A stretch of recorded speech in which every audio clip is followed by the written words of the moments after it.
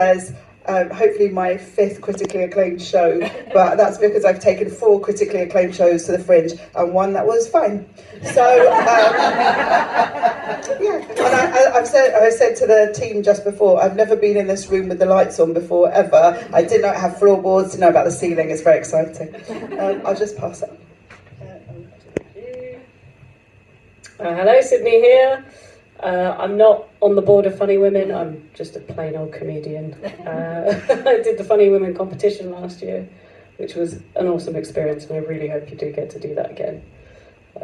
Pray for funding. But yeah, I'm just here as a comedian. Based here in Brighton. Based here in Brighton, yeah. I'm on quite a lot of creative scenes because I'm a musician locally as well. So yeah, just here to chat about our experience. Woman of many talents. So they say.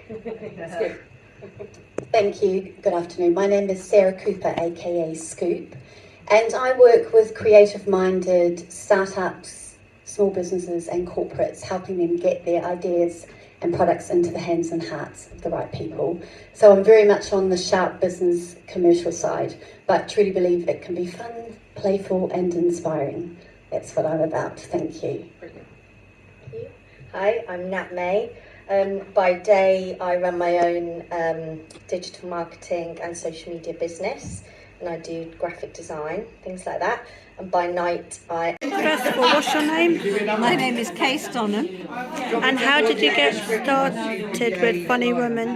Or how did you get started in comedy in Okay, general? so I was an actress for many years. I did a lot of work on TV with Pirates and Live. I was in the Young Ones. I did lots of comedy sketch shows like in the 80s. Wow. And then I began writing comedy with a thing called Weekending, which was a Radio 4 sketch show. It was a topical sketch show, so it was about the news. And from that I went on to write my own show for Radio 4, and I've had several shows for Radio 4. And then I became a sketch writer and, did lots of other TV writing. And what made you join Funny Women? Okay, so I actually run another thing called Female Pilot Club. So although we're big supporters of Funny Women, I'm not in Funny Women, I run Female Pilot Club. And what that does is it showcases new sitcoms written by women, because women don't get to write as many of the sitcoms as perhaps they should. It's really hard for women writers to get a start in the industry. And so what we do is we showcase the scripts by putting them on in public with fantastic comedy performers, the sort of people you get on television in those comedies, and we showcase them for the industry and for the public. And do you have a website for Funny Women, or do you have like a social media account? We have a website for Female Pilot Club, and it's we've got Instagram, so you can follow us on @FemalePilotClub. We've got a website which is femalepilotclub.co.uk. And do you want to spell it out for the people who can't read and write? Do you know how to spell it out? Do you want to spell? Female Pilot Club. Yeah. Okay, it's FEMALEPILOTCLUB @.co.uk. So that's my dyslexia coming out myself there. That's all right. It's longer than you think, that word. Yeah. And how long have you been doing it for? Female Pilot Club we've been doing since 2018. I've been in the industry myself since the 80s, so 40 years plus. Before I was born. Yeah, a So long I'm time. 33, so before I was born. Long before you were born. And what's your name? My name is Kay Stonham. Thank you, Kate Dunham. It's a pleasure. So first of all, what's your name? My name is Nat May. And how did you get started doing comedy? So, as I previously mentioned, I used to work in commissioning at Channel 4, and I gave it up to go into education. And then a few years ago, I started writing. So I've written a novel, and then I started writing comedy sketches. And I'm currently writing a sitcom and different comedies. And I've just I've almost kind of fallen into this now, meeting comedians in Brighton, and a couple of people have asked me to produce their shows. I'm very much much behind the scenes. I have no interest in being in front of the camera. And yeah, I've just kind of like found a home here really. I've kind of been just kind of very much welcomed into this community, and I think it's because it is women and they're lovely. And I think it's lovely it's women, because I go to a women's all table tennis group, which I'm trying to start a quiet session for women with autism at the moment, but hopefully it'll get about. Yeah. Oh, that's brilliant. Where A mixed one first, then then gradually bring into a quiet session for women with autism. That's really nice, and because I think it's about creating safe spaces as well, Yeah. isn't it? Like I would have absolutely no interest in coming down here once a month on a Saturday night on my own as a woman if it wasn't for the fact that I was coming and immersing myself with women, and even travelling home with my friend who's a woman. And I've recently come out of marriage, and I've had the security of that marriage for 20 years, and even as a woman kind of re-entering like the world, I'm being reminded of, there's a reason why I left TV and I went into primary education, and it's just this whole kind of, it's waking up, and I've had a lot of safety around me, and it's like, oh God, I'm kind of meeting a lot of new people, and I've already had a few weird experiences with men. And it's quite scary. And I've said to a lot of like the younger female comedians who are travelling down from London to come and do like a 10-minute slot here, I've said to them, look, if you ever need like a place to stay, get in touch, and I've got a spare room. And so just kind of creating that safe space for performers, because obviously it costs a fortune and things like that. So, can I ask you a question? Do you ever collaborate with Equity? Because I haven't, no. Because I used to be the secretary of the I local think branch. funny women should collaborate as a group. I think they should be allowed to do that as a group. Safe spaces for women, because, like example, I've been chatted by the refugee people, and as a woman with disability, it's so awkward. You don't know what to say. Yeah, definitely. And have you ever been involved with is it the Seagulls, or the guys who go around the refugee camps? Flying Seagulls. Yeah, Ash. Ash is one of my heroes, and my son's heroes as well. Not to say they're not lovely. They do what they can do to get in to live in England, don't they? There's all sorts of things they do. The table tennis club has had the Flying Seagulls at their club. But I feel sorry for the family. I wanted to also ask you, because there's a women's group in Equity, that would be the perfect collusion with comedy women. Because I think that there's a lot, it's the same with juggling, there's a problem that a lot of people think that Equity's actors.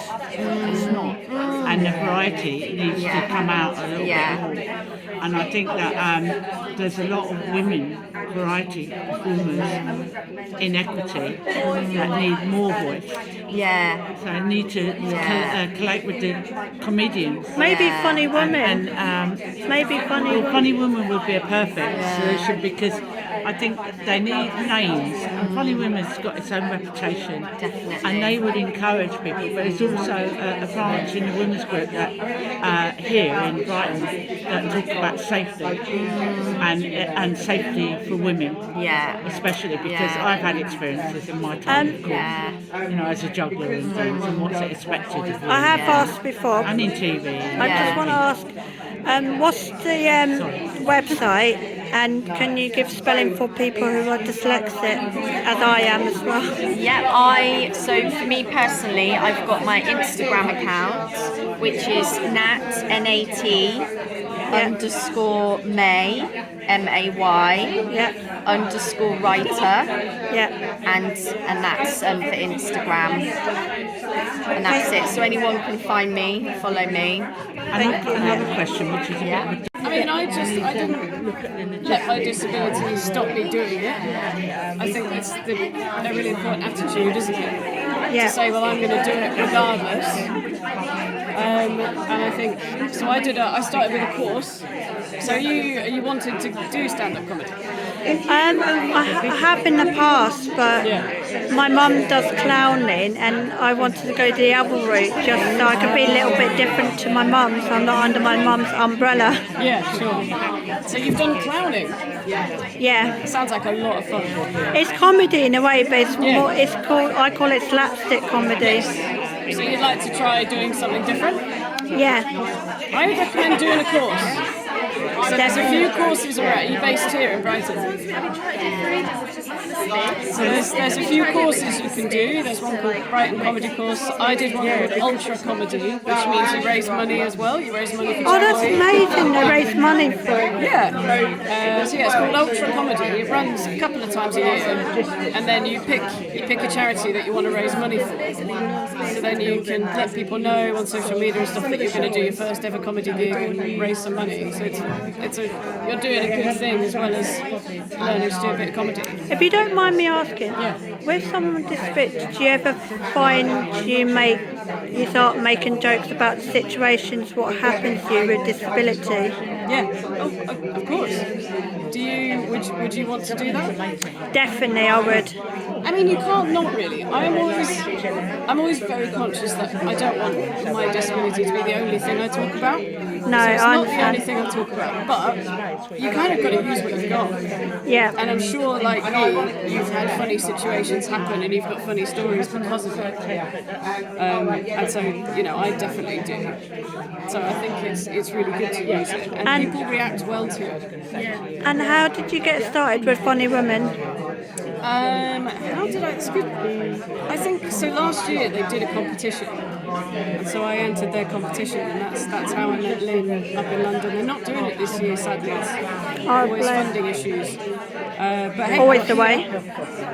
You're here, so you are now part of it as well. Definitely. And actually, no, yeah, I came to a Glitter Project mentoring thing. I forgot about that. That was before I was in the competition, so that was a similar idea to this. About a year ago, maybe a little bit more. So yeah, you've obviously found out about it. You're here, so that's a really good start. Like Lynn said, she's here. She's approachable. You can talk to her. Definitely. I think for you getting started, I'd recommend doing one of the courses. Definitely. And that'll help you build your confidence. I definitely check it out. If you haven't started sort of writing things down, maybe start writing ideas down. Definitely. Of stories you'd like to tell or things you think are funny.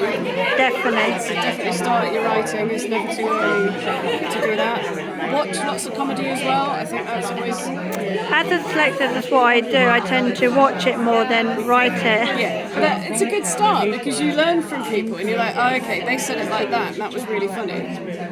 So watching other comedians is a really good way as well. Yeah, Funny Women I've been watching about 3-4 years now, and I got inspired by you lot, you lovely lot, and funny lot, I should say, you funny lot. That's what that's the hope. So that's really good.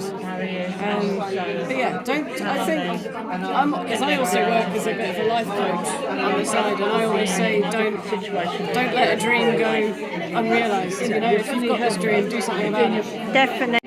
Hello. First of all, what's your name? My name is Lynn Parker, and I'm the founder and CEO, creative director of Funny Women, which is a non-profit organisation supporting women into careers in comedy. It's a bit like what my carer does with Arcade Became, their non-profit organisation. And what made you be more of the organiser, or however you want to put it? What made me start it? Yeah. Because I worked as a publicist for a comedy club quite a long time ago now, and I never understood why they didn't book women. And when I asked the male promoter why they never booked any women, he told me it's because women aren't funny and there are no funny women. So Funny Women was born out of misogyny, really, and I just felt that we needed our own platform. And at that time there was a very major shortage of visibility of women on the grassroots comedy circuit. And how long have you been running Funny Women for? So I ran my first ever event as Funny Women in 2003, which was a really big charity night to fund breast cancer charities. And out of that, I met one of my sponsors for that event. Came forward because he knew I wanted to run a competition for female comedians. So Baby Sham came on board as our very first sponsor in 2003. And we've run the awards pretty much every year. We've skipped a couple of years, well, recently because of funding is a big problem for us now. And obviously even during COVID we ran the competition. So in 2003 we had 70 women enter for one stage award, and in 2025 last year we had over 2,000 applications and nominations for 5 different awards. So it's a massive thing, and they come from all over the world. Wow, amazing. And normally my mum asks, do you have any, instead of words of wisdom, do you have any funny words of wisdom, I should say? Do you want me to talk a little bit about the Glitter Project? Oh, definitely. Yeah, I forgot Shall I tell you about that. Yeah. It's not funny, but No, it's important. Help It's spread important. the funny. Back in 2022, one of our non-executive board directors, a lovely lady called Jo Fletcher-Cross, was sadly diagnosed with a brain tumour. She was given 6 months to 2 years to live, and we decided collectively that it would be nice to create a legacy. So while she was still alive and with us. So the Glitter Project was born because Jo loved a bit of glitter. She had a Substack called A Bit of Glitter, and she loved sparkly stuff. So we came up with the idea of it, which was a safe place. That was the original idea. I got funding for that through Arts Council after 3 attempts, and then we rebranded it the Glitter Project, A Safe Place, and we ran a whole season of events which included mentoring, workshops and open mics in 6 English cities. Now we've run out of money, and I have also not been successful in a phase 2 Arts Council application. So at the moment we're having to really think about how we're going to carry on Jo's legacy, who Jo sadly also died in the middle of April. So it's been a very tough time for us. So doing today has just been lovely because I feel like we've had some lovely support and people now. So my latest objective is to raise as much money so we can keep the Glitter Project going. I've got a big birthday coming up in June. I'm not having a party. I'm having a big gig in London to raise money for that. And every penny will be spent on making sure that women who want to get into comedy are given all the tools to do it, and the platforms and safe places to perform and write and create comedy. I was saying to one of your ladies about, because you got one of your people's got disability. How does she include her disability in her comedy? And she was saying she doesn't always, but you in everyday life you just naturally use it in it. Yes, I mean, you know, we all have to play to our strengths or weaknesses. Yeah. I'm quite old, I suppose. I don't think I'm old, but Not as old as I am. not as old as you. But when you reach a certain age, people start to make assumptions about you, and that gets worse as you go down the decades or up the decades. If you have a disability, I think that has to be your superpower as well. So if you're neurodiverse, or you're, as in Sydney's case, you're blind, or there are a couple of deaf comedians. I know quite a few, 2 or 3 women wouldn't even know they were deaf, but they wear hearing aids, and you know that becomes part of their comedy. And if you think about it, comedy and culture in general is a reflection of society. There are a lot of disabled and neurodiverse people in our society, And old age. and age is a big part of that diversity spectrum, actually, which I feel very strongly about. not just because I'm older, but I think we're misrepresented in so many ways, and obviously culture and everything else in between, gender. So comedy is a place where all of that is game, which is what I love about it, because you can be anything you like. I just happen to run Funny Women for female identifying performers, writers, creators. And at the time when I set it up, we needed it to balance the books. But I keep thinking maybe I don't need to keep doing it, but here I am still doing it. So And I love you or watch it every year. How long have I been watching it for? Many years. I think And you're 4. still young. I said 4 years. I think that's when we've been at Comedia for 24 years. Yeah. Yeah, It's so our longest And this standing is 33. program. yeah, so I was a young one, And I've been Yeah. David Lavender. when they questioned me, are you old enough? And I said yes. Oh yeah, and contact details. So if anyone wants to get hold of Funny Women, if they email info@funnywomen.com. We're on all the socials. Instagram, we're funny_women. I'm Funny Women Lynn with an E, so you can find us through pretty much all of that. Thank you. Can I ask one quick question? Yeah, you can always. Am I allowed? Yeah. If you're beginning and you're interested in the Funny Women, and you want to actually join in with the Funny Women. Okay. What is the procedure? We're not a membership organisation. We have a website page with all our events on it. The nearest we get to membership is Patreon, which you can join for a massive £1.50 a month to do writers' circles and get special deals. There are you pay a bit more, you get a free workshop or whatever. But that's a very important way of us bringing some money in. So go on the website and look up events.